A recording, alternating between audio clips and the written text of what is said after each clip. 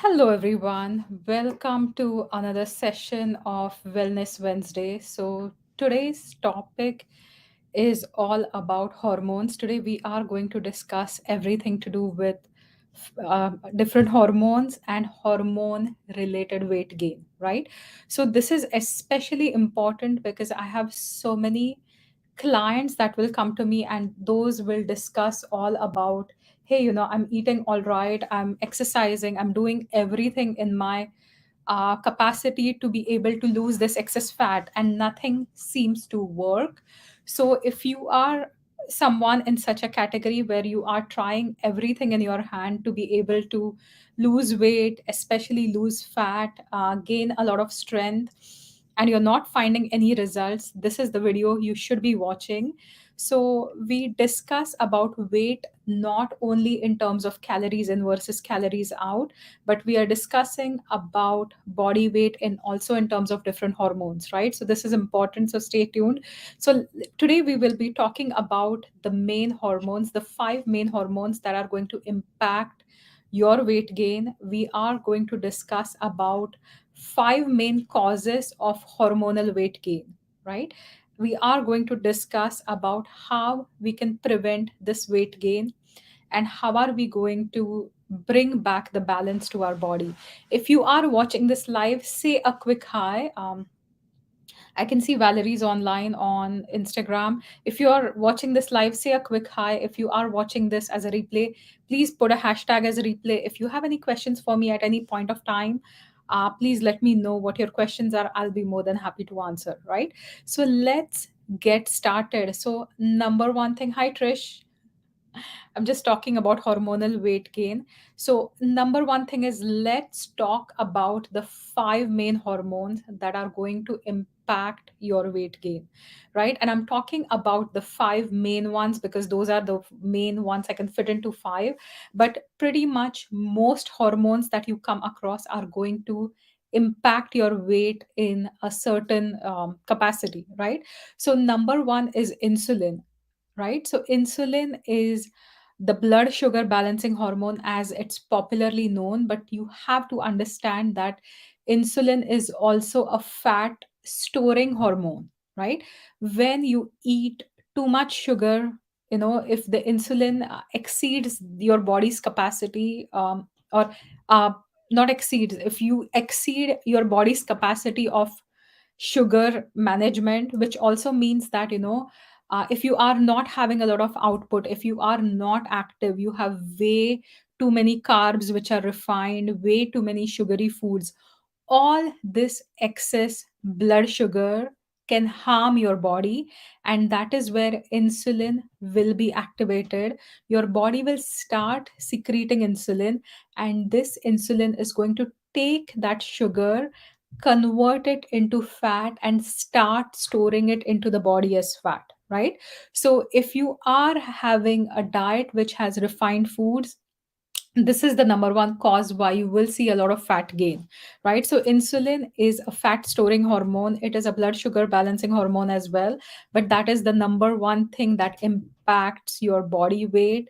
Much insulin levels, right? If you have too much insulin in the system, eventually your body cells are going to get desensitized to it, and when your body cells get desensitized to the insulin that you have, the condition is known as insulin insensitivity, right? So you are not going to be able to respond to the insulin that you have, your body cells are not going to be able to respond to the insulin that you have, and eventually the blood sugar keeps going high, and that is how you get type 2 diabetes. This is also a common feature seen in different conditions like PCOS, polycystic ovarian syndrome.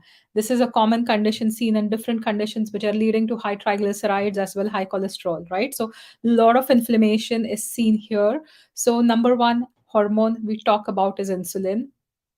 Number two hormone that we are going to discuss when it comes to excess body fat storage or weight gain is thyroid, right? So, thyroid hormones are secreted by your thyroid gland, which is situated in front of the neck, right? And this thyroid gland is going to secrete T3, T4, which are the main thyroid hormones, which will be responsible for managing your body's weight via metabolism, right? So your heat production, your metabolism is governed by your thyroid hormone. Now, for some reason, if you are not having a good secretion of T3 or T4, your body will send a message back to the hypothalamus, which secretes thyroid stimulating hormone called TSH, to keep sending more of this TSH. And that is why you'll see a higher TSH and you will see lower T3, T4, which is going to make you gain weight. This condition is called hypothyroidism, and hypo functioning of the thyroid, known as hypothyroidism, is responsible for weight gain. Thus, thyroid is responsible for weight gain. The third one is my favorite one right now because I see it a lot in my practice, and that's cortisol, right?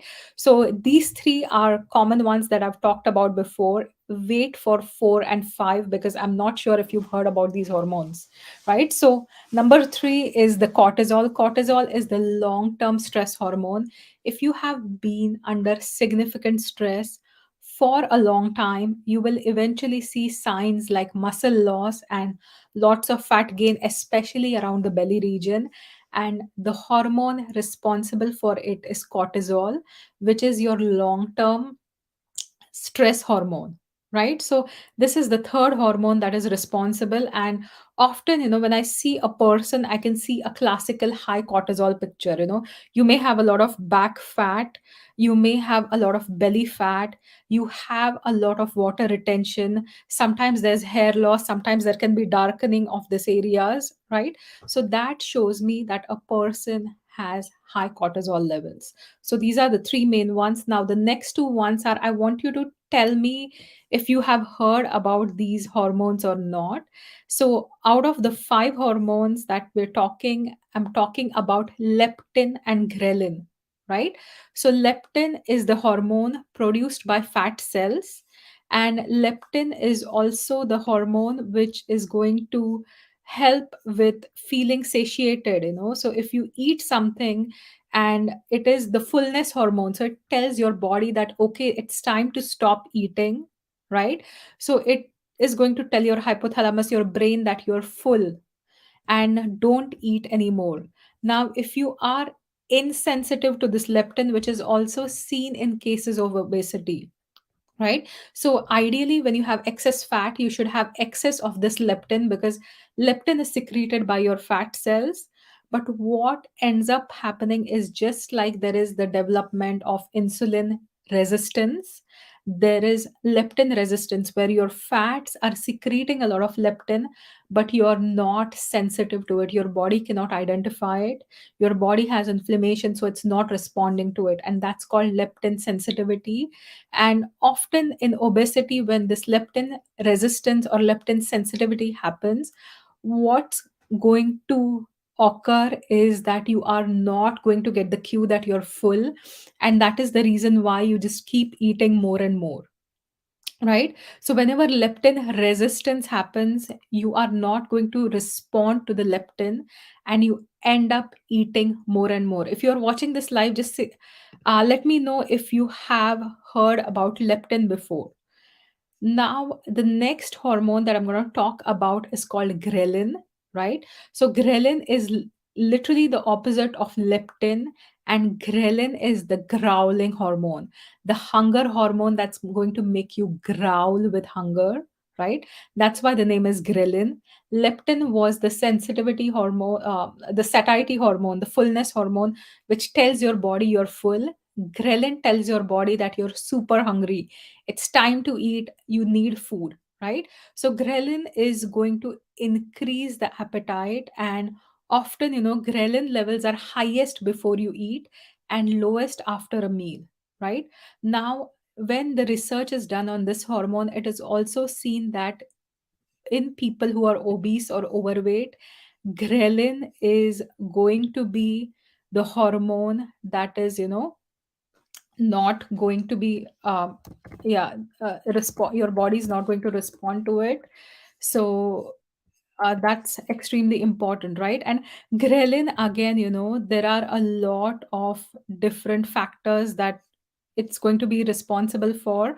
So typically, it's to do with food intake, fat deposition, but it also works with growth hormone, right? So this is also extremely important when we talk about ghrelin. So leptin, essentially, it is secreted by the fat hormone, right? Fat cells. So that's what it's secreted by.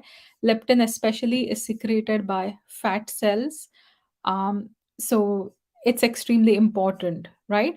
So now that we've discussed about leptin, ghrelin, we've talked about insulin, thyroid, and cortisol, let's talk about certain causes of hormonal weight gain, right? So the number one cause is a sluggish thyroid. If you have hypothyroidism, if your thyroid hormone is not functioning well, that is a cause of hormonal weight gain. And if you are going to exercise, you're going to eat right, you're going to do everything in your power, but until and unless you take care of this thyroid, you rebalance the thyroid, you make sure that your thyroid hormones are secreted well, you are not going to be able to lose weight. So sluggish thyroid is one of the number one causes. The second one that I've seen is high cortisol, right? So whenever we talk about high stress in the body, water retention, high mental stress, lots of work pressure, not being able to sleep well, these are all signs of high cortisol. And until and unless you rebalance this cortisol, you are not going to lose the weight. Some of the signs here are, this fatigue, right? No matter what I do, no matter how much I sleep, I'm still tired. So your adrenals are malfunctioning and you have a high cortisol. That's the sign. The third one is diabetes, right? Having a high blood sugar, having this insulin resistance, which is causing diabetes, especially type 2. So until and unless you balance this blood sugar, you resensitize your insulin. And insulin, if you develop insulin resistance, it is because of the lot of inflammation on your body. So you can always have a dietary change, a lifestyle change, work with certain herbs, that are going to get rid of this insulin resistance, and it will help you rebalance your insulin hormone, reset it, and then you're going to, even you can prevent or reverse type 2 diabetes. Type 2 diabetes can be reversed, right? So this is the number 3. Fourth one is polycystic ovarian syndrome. Again, it has a lot to do with insulin resistance. But if there is PCOS, until and unless you take care of this insulin resistance, you are not going to be able to lose weight easily. And the fifth one is menopause, right? So often, we talk about menopause, we talk about female hormones, estrogen, progesterone. Estrogen, too much of estrogen can create a lot of fat deposition. Too less of estrogen is going to create too much pressure on your stress glands to secrete estrogen. When they get fired, eventually you are going to have a lot of central obesity. So estrogen too high or too low is not great. So usually menopause is the kind of, is one of the time for hormonal weight gain, right? So now how are we going to prevent this hormonal weight gain? So there are different ways you can balance your hormones. Number one is always make sure you have a well rounded, well balanced diet. So you are eating nutrient dense foods and not calorie dense foods, right? So that is the number one thing to do. So there are various cofactors that are required for the production of hormones. An example is, you would require magnesium, you would require zinc, right? So if you're not getting magnesium, if you're not getting zinc, if you're not getting different, cofactors from your diet, you are not going to have healthy hormones. So always go for a nutrient dense diet and not a calorie dense. That's the number one thing to do.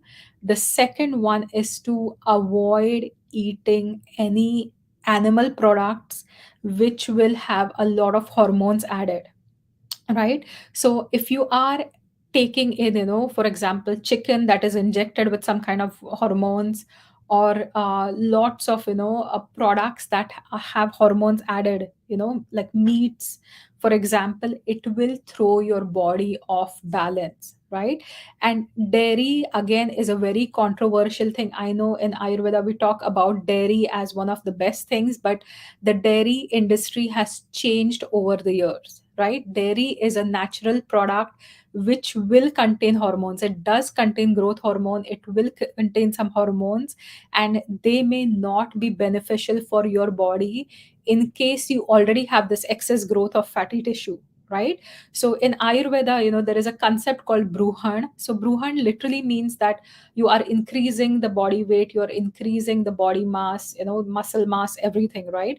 But here in obesity, you're already dealing with excess of this. So that is the wrong time to indulge in dairy. And this is the one thing I see a lot in my practice, where people have yogurt for probiotic value, but you're also getting all this unnecessary stuff from the yogurt. And yogurt, again, from an Ayurvedic perspective, is going to further clog your channels, right? So avoid such foods. The third one is, making sure your liver is working well, right? You cannot have a conversation about hormones without talking about your liver, right? So your liver is your main site of digestion and metabolism. And every time when we talk about detoxifications, this fantastic organ is detoxifying your body 24/7. So it is working 24/7 via certain reactions, phase 1, phase 2 reactions, to help clean your body out, right? So any of the excess hormones, any of the hormones that are not utilized, anything that you have in your body that doesn't belong there, is going to be gotten rid of by first working through the liver, right? So if you are having an overloaded liver or a not so well functioning liver, what ends up happening is, you're not going to be able to detoxify your body on a regular basis, right? So typically in Ayurveda, when we do an examination of the patient, we will take our three fingers and we'll check your pulse. And usually the second finger is the pitta finger, where we assess the pitta. So that is also the finger where we can understand how well your liver functions. And interestingly, in most my clients, when I do this pulse examination, I can talk to them about, hey, I think something's wrong with your liver. And often they will give me an answer that yes, I have been diagnosed with fatty liver disease by my doctor, right? So if you have a fatty liver, if you have a liver that's not functioning well, your blood test could show perfect enzyme levels, but if you are not having a good functioning liver, it is not going to degrade the products that are not utilizable by your body, and again it will cause weight gain. So giving your liver a rest, making sure it stays supported, right, through different dietary regimens, through different practices, right? And if you are wondering and if you want to know more about liver, please go to my YouTube channel. There are tons of videos. I have uh, talked about liver in the past. I've talked about different organs as well. So please go onto my YouTube channel and you should be able to find all those videos, right? So now the fifth one I'm going to talk about is sleep. So, one of the reasons for hormonal weight gain is the lack of nighttime sleep, right? So, melatonin is another hormone that is secreted, which is going to help you go to sleep. And often, if you are staying up late at the night, you could have a lot of exposure to blue light, you're not sleeping well. Sometimes you could have other conditions like anxiety or depression, which are making you not get adequate nighttime sleep.